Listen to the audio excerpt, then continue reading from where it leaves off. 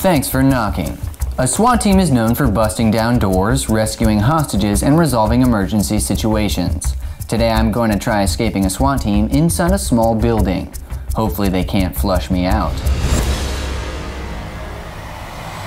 What does a SWAT team do? SWAT teams typically will handle the most dangerous situations that law enforcement will deal with, such as hostage rescue situations, search warrants for dope or drugs, and they would also handle violent situations like guys with guns or someone that's shooting at people or other officers. Now that you've retired from active duty, what do you do now? Well, now I run a company called Armitage Tactical Group, and what it is a firearms and tactics company. So we train people how to use guns and how to properly employ them in defensive situations or in the cop world in situations where they can handle themselves if they do encounter an attacker. Do most missions end with a suspect in handcuffs? People being put in handcuffs versus actually someone being shot or killed. Because again, that's not the #1 priority. The priority is to handle it peacefully. Safety first. Safety first. What is second? Safety first. You in handcuffs second. For me, safety is first, friendship is second, candy is third. Okay, sure. Now I'm going to challenge you. Whoa. I guarantee I can escape this building in 15 minutes without having the SWAT team put me in handcuffs. Okay. If your SWAT team is able to put me in handcuffs in those 15 minutes, I will wear a diaper and cross the street. That sounds fun. You can join me if you want in diaper. I'll join you, but from a distance, not in diaper. If I successfully escape the building without the SWAT team putting me in handcuffs, you must sniff each of my toes individually. That is nasty. You don't know my toes, bro. I'm just guessing because I can smell you from here. My chest smells like cologne. My toes smell like a mystery. Now, the situation that you're putting us in is not necessarily something that would happen in the real world. It would never happen in the real world. This is Mike's world. Since it's Mike's world, we will be doing things differently as well. I am now regretting that I did not get a dragon to ride out of. That's good, because I'm scared of dragons. What the SWAT team didn't know was that I spent the last 2 months planning the perfect escape. SWAT teams are heavily trained to deal with all kinds of dangerous situations. However, they are not trained to deal with loving situations. Therefore, today I'm going to try escaping a SWAT team using the power of love.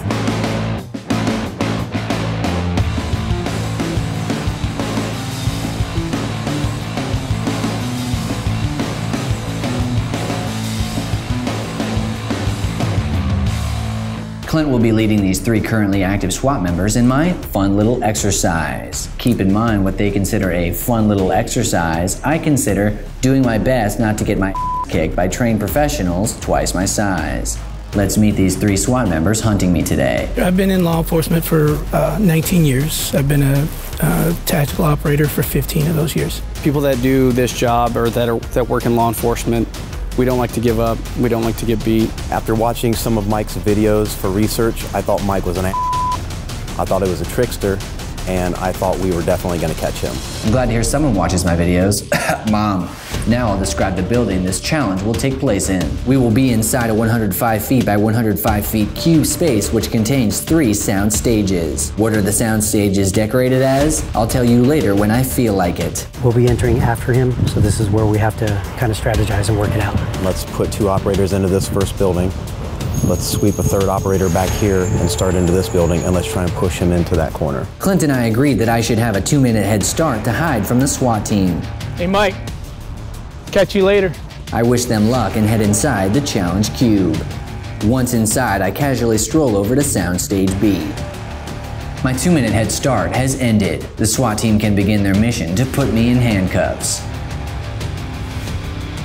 The challenge begins in 3, 2, 1.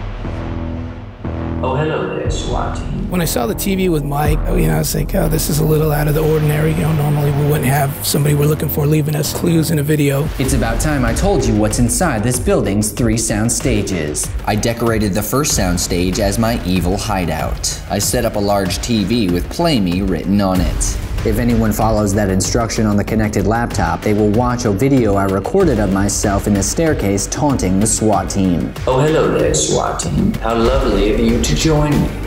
If you're looking for my secret hideout, you've come to the right place. I hope you like my decorated style. I made this 2-minute taunting video loop 15 times so it eats up 30 minutes. Remember, the SWAT challenge itself is only 15 minutes long. I wrote several clues to my whereabouts for the SWAT team on fly swatters and hid them around the room. Hopefully they get a good chuckle out of that pun like I did. I had several prop doors set up with signs that read "Kick Me." My goal is to have them kick down the first door, which will bring them to a second door. When they kick down the second door, they will arrive at a third door made of paper. If they kick down that paper door, they would ruin perfectly good paper. Clear. Turned out it was just a distraction. In one corner of this room, I put a bathtub containing a life-size dummy which looks exactly like me. We are identical twins, don't you think? The answer is yes, and if you disagree with me, you owe me $5. I decorated the second sound stage as a kitchen. Have I miniaturized myself down into the shape of a salt and pepper shaker? Not today, Pilgrim. This room is meant to be a giant waste of time.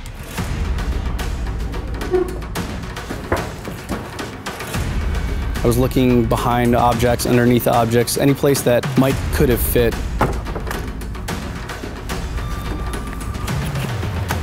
I had the third and final soundstage decorated like a wedding reception.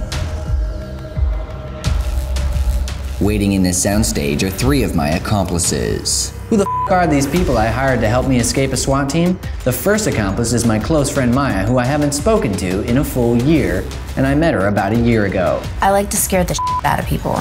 The second accomplice is my friend Dwayne, who's one of the nicest people I've ever met. I got suspended from school once for tripping a substitute teacher. The third accomplice is my friend's roommate, who I don't know much about. I have a shark poster above my toilet.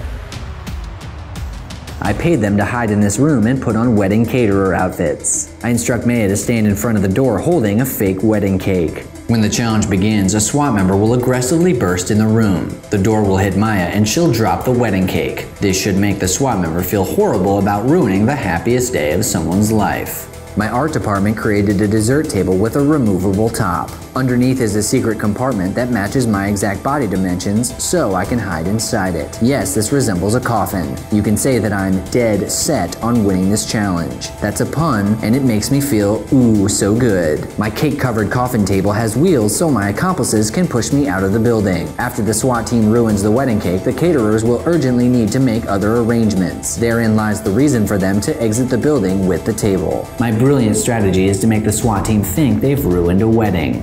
While they're distracted by their own feelings of guilt, I will sneak out of the building unharmed. I gotta be honest, I laughed at Mike's strategy.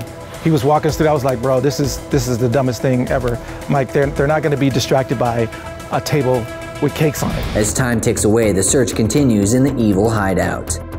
We're wasting time watching this video.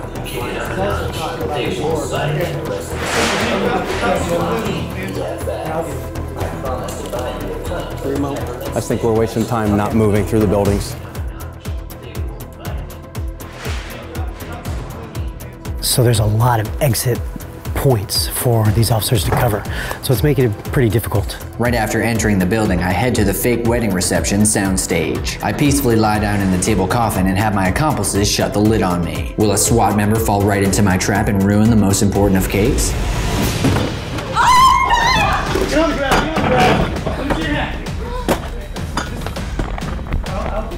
We got contact in here. Straight with Ray? Stay on the ground. Keep your hands up. Get on the ground. What the f***?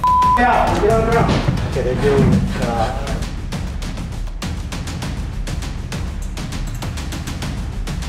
That's been cleared. That's been cleared. Clear? And we're clear all the way around. okay. I could identify the caterers as not being Mike, so we continued to clear the room and go on with our search. They busted in so aggressive that I was legitimately terrified. They kept talking to each other, barking orders, and we just kept trying to keep our heads down and make sure we didn't even look at the table, so they would look at the table. I didn't expect the SWAT team to be like, get down on the ground and put your hands. I don't know, I thought they'd be like, oh, we're in the wrong place. And I cried. It was like the only thing I could think of. Once this wedding cake destroying SWAT member rejoins his team, I expect him to express his feelings of guilt. My hope is that this guilt and confusion will evolve into a nagging fear of harassing the caterers anymore. That should provide a safe environment for me to escape. Well, if he went up top and out right away, there's nothing we can do about that.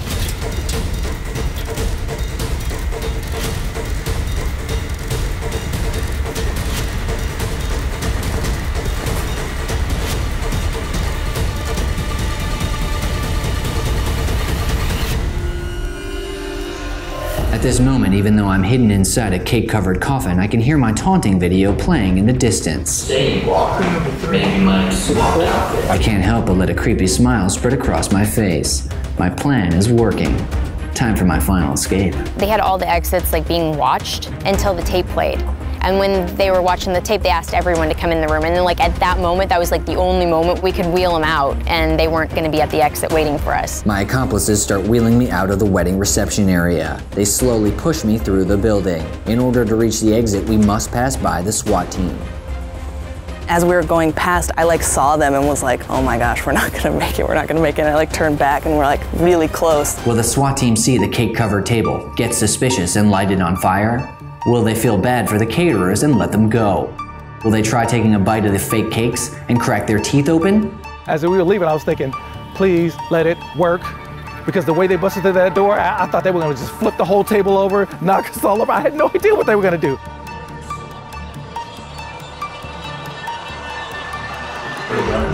He's also talking about a door. Where's that door? My cake-covered coffin reaches the parking lot. My wedding-themed escape plan went off without a hitch. Another great pun there for my punny bunnies. Victory belongs to Mike. Was he under that table?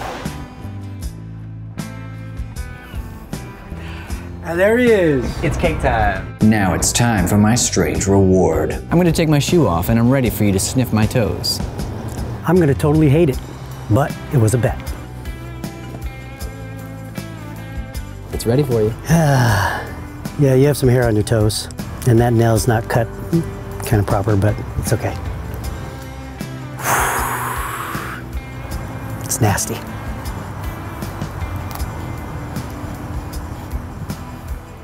Actually, it wasn't that bad. That's pretty good. Describe what it is. Kind of a little sucky. Would anyone else like to smell my feet? No, thank you. No, thank you. I'll pass. What I think Mike is going to do to celebrate his victory is to secretly contact Clint after this and ask to smell his feet. What are you afraid of? Regarding dragons? Yeah. I just don't like dragons. I didn't watch Pete's Dragon, the movie. Why are you trying to psychoanalyze me? I'm just curious.